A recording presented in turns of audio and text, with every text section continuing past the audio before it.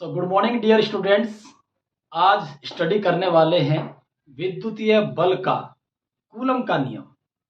इस टॉपिक में हम स्टडी करेंगे कि जब दो पदार्थ के ऊपर विद्युत आवेश आ जाता है तो ये हम सब जानते हैं कि वो एक दूसरे के ऊपर बल लगाना शुरू कर देते हैं। लेकिन वो बल होता कितना है और क्या उस बल के ऊपर माध्यम का कुछ असर पड़ता है, तो इस टॉपिक में आज हम वही जानने की कोशिश करेंगे। तो चलिए स्टार्ट करते हैं। मान लेते हैं हमारे पास दो पदार्थ है, दो पिंड है। एक पिंड का पर धन आवेश है और दूसरे पिंड पर ऋण आवेश है। तो इसका वैल्यू मान लेते हैं Q1 और इसके ऊपर चार्ज है Q2। दोनों के बीच का जो दूरी है वो है R। ये मान लेते हैं कि ये हमारा फिक्स है, इसको आगे पीछे नहीं किया जा सकता और इसको हमने फ्री छोड़ दिया आगे पीछे करने के लिए। तो कूलम के अकॉर्डिंग कूलम्स ने क्या देखा, क्योंकि कूलम्स बहुत ही ग्रेटेस्ट साइंटिस्ट हुए हैं। वो न्यूटन के गुरुत्वाकर्षण जो फॉर्मूला उन्होंने बनाया था F=G m1m2/r², जो आपने 11वीं क्लास में पढ़ा है, उससे बहुत प्रभावित थे और उसी से रिलेटेड उन्होंने इस नियम को बनाया। तो उन्होंने क्या किया, एक को फ्री रखा, दूसरे को फ्री रखा, इसको फिक्स कर दिया, इसको फिक्स और इसको कनेक्ट कर दिया एक ऐसे यंत्र से जो हमें फोर्स मेजर करके बता सके। ये एक ऐसा यंत्र है जिससे हम फोर्स मेजर कर सकते हैं। जैसे वजन तोलने का एक कांटा होता है ना, उस पर टांगते हैं तो उसकी सुई चलती है, उससे हमें वजन पता लग जाता है। तो इसका भी वही सेम है। ये हमें क्या बताएगा, बल, कि बल कितना लग रहा है। अब उसने कुछ एक्टिविटी की, उस एक्टिविटी को बड़े ध्यान से देखने की जरूरत है। उसने क्या किया, दूरी और ये आवेश और बल। कूलम ने क्या देखा कि जब दूरी को समान रखा जाता है, दूरी को नहीं बदला उन्होंने पहली एक्टिविटी में, और एक का चार्ज Q1 है, दूसरे का चार्ज Q2 है, तो बल जब मेजर किया तो उसको मान लेते हैं F न्यूटन। अगली बार जो एक्टिविटी उसने की, उन्होंने क्या देखा, दूरी समान रखी लेकिन चार्ज को डबल कर दिया, इसको भी डबल कर दिया और दूसरे वाले चार्ज को भी डबल कर दिया। तो उन्होंने क्या देखा कि फोर्स भी क्या हो जाएगा, यस, डबल। कूलम को भी यही लगता था कि फोर्स डबल हो जाएगा, लेकिन उन्होंने क्या देखा कि फोर्स 4 गुना हो गया। कितना गुना, 4 गुना। तो ये बात कुछ समझ से नहीं आई, तो उन्होंने 2-3 रीडिंग और ली। उन्होंने क्या किया, दूरी वही रखी और चार्ज को, आवेश को 3-3 गुना कर दिया दोनों पिंड के ऊपर। 3 गुना, ये भी 3 गुना। तो अब उन्होंने क्या देखा कि जो फोर्स है वो 9 गुना हो चुका है।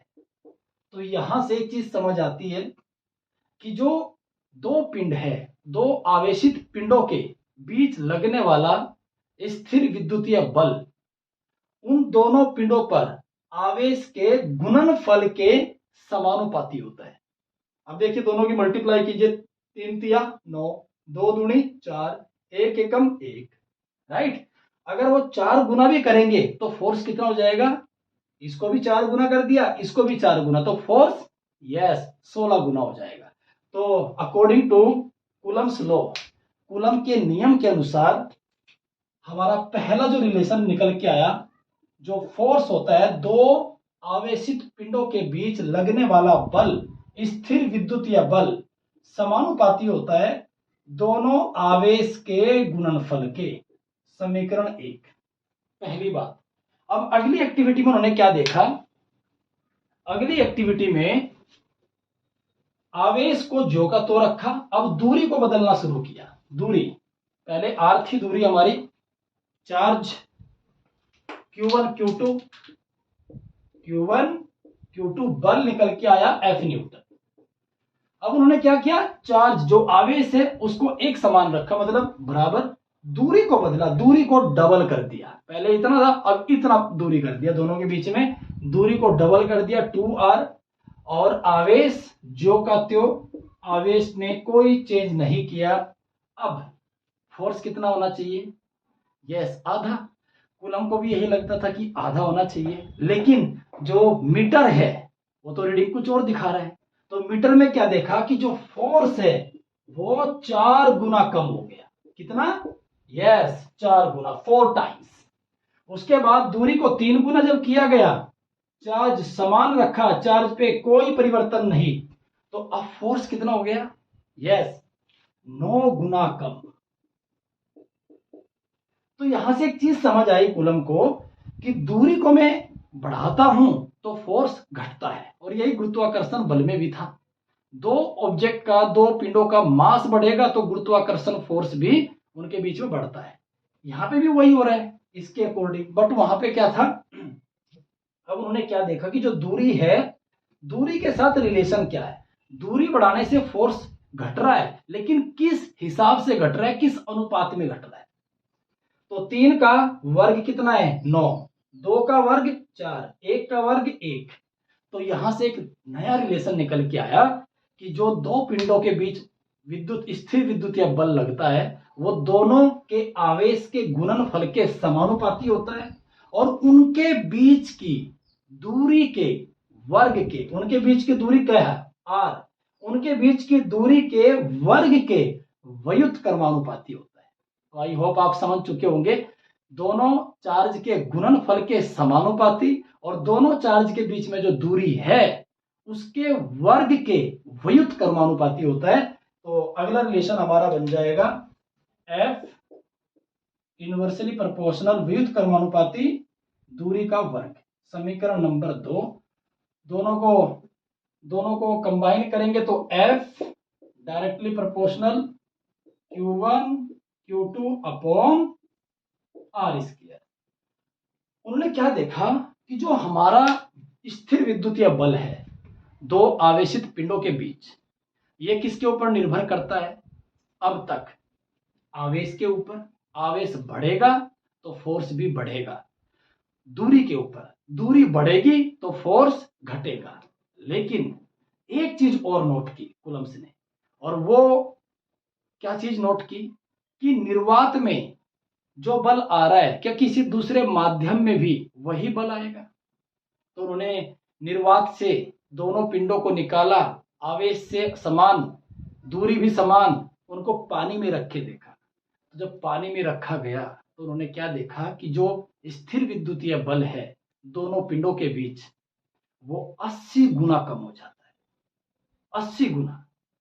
उन्होंने पेपर रखा दोनों के बीच, पेपर माध्यम बदल दिया, निर्वात से उसको पेपर माध्यम बना दिया, कम हो जाता है, निर्वात से और कम मिला। बहुत सारे उन्होंने एक्सपेरिमेंट किए और हर माध्यम में जो बल है स्थिर विद्युतीय बल, वो निर्वात से कम पाया गया। तो इसका मतलब उन्होंने क्या सोचा, उन्होंने क्या देखा कि जो बल है दो पिंडों के बीच वो सिर्फ आवेश और दूरी के ऊपर निर्भर नहीं करता, माध्यम के ऊपर भी निर्भर करता है। अगर माध्यम बदलेगा तो बल का मान भी बदलेगा, और उसी को ध्यान में रखते हुए कांस्टेंट बनाया गया जिसे हम कूलम नियतांक बोलते हैं। तो F इज इक्वल टू के स्मॉल के लिखेंगे आप Q1 Q2 upon R square, जहां पर के क्या है? कूलम्स का कांस्टेंट, कूलम्स नियतांक, कूलम का नियतांक।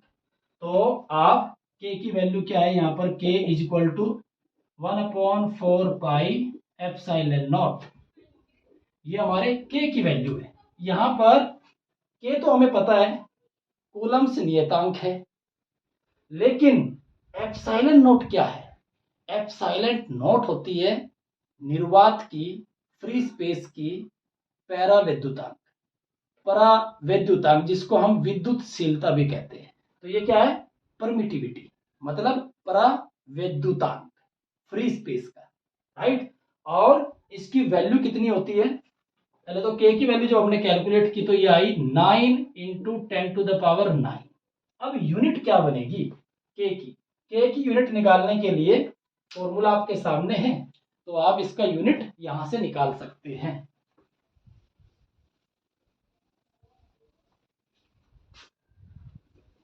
चलिए यूनिट निकालते हैं के की। तो फॉर्मूला क्या हमारे पास, F is equal to K Q1 Q2 upon R square. K is equal to क्या बन जाएगा, F आर स्क्वायर को इधर ले गए अपॉन में Q1 Q2। बल का यूनिट क्या होता है, मात्रक। बल का मात्रक होता है न्यूटन, दूरी का मात्रक मीटर और उसका वर्ग है, तो मीटर वर्ग, मीटर का स्क्वायर अपॉन आवेश का मात्रक क्या होता है, कूलम, तो कूलम इंटू कूलम, तो कूलम का स्क्वायर, तो क्या बना, न्यूटन मीटर स्क्वायर पर कूलम स्क्वायर। तो के की जो वैल्यू आती है आफ्टर कैलकुलेशन हमारी क्या आती है, न्यूटन मीटर स्क्वायर पर कूलम स्क्वायर। और जो एप्सिलॉन नॉट है ये क्या है, एप्सिलॉन नॉट, तो एप्सिलॉन नॉट लिखेंगे जहां पर एप्सिलॉन नॉट क्या है, परा विद्युतांक निर्वात का, इसको विद्युतशीलता भी कहते हैं और परमिटिविटी भी कहते हैं, राइट, इंग्लिश में इसको परमिटिविटी कहते हैं, जिसकी वैल्यू कितनी होती है 8.85 इंटू 10⁻⁻12। अब इसकी भी यूनिट आप निकाल सकते हैं, इसका यूनिट कैसे निकलेगा यहां पे F इज इक्वल टू के की वैल्यू यहां से यहां पर पुट कर दीजिए 1/4 pi epsilon naught Q1 Q2 upon R square. Epsilon naught को इधर ले आइए, F को नीचे, तो जब F नीचे आ जाएगा तो एप्सिलॉन नॉट इधर आ जाएगा, तो यूनिट क्या बनेगी, कूलम स्क्वायर पर, यहां पे F आ चुका है न्यूटन मीटर स्क्वायर, तो इसकी यूनिट क्या बनती है, कूलम स्क्वायर पर न्यूटन मीटर स्क्वायर।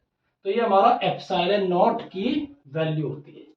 और ये बहुत बड़ा रोल प्ले करता है फिजिक्स में, परमिटिविटी, दो पिंडों के बीच जब हम स्थिर विद्युतीय बल मापते हैं तो इसका बहुत बड़ा रोल रहता है हर मीडियम के लिए। अब ये होती क्या है, इसका सही मीनिंग होता क्या है, पराविद्युतांक होता क्या है, परमिटिविटी होती क्या है, ये हम नेक्स्ट लेक्चर में बिल्कुल डिटेल में डिस्कस करेंगे, इसके डीएनए में घुसेंगे, ये है क्या, इसकी नब्ज पकड़ में आ गई तो आपको कैपिस्टर जो आगे हम संधित्र वाले क्वेश्चन करेंगे उसमें भी आपके काम आएगा ये, और जितने भी हम न्यूमेरिकल करने वाले हैं कूलम्स लॉ से रिलेटेड उनमें भी आपके बहुत काम आएगा, तो अगली वीडियो जरूर देखिएगा।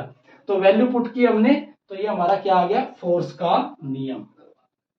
किसी दूसरे माध्यम के लिए, किसी दूसरे माध्यम के लिए नियम क्या बनेगा, ये तो निर्वात के लिए, अगर कोई दूसरा माध्यम आ जाए तो उसके लिए कूलम का बल का नियम क्या बनेगा, बल का जो सूत्र है वो क्या बनेगा, आइए वो देख लेते हैं।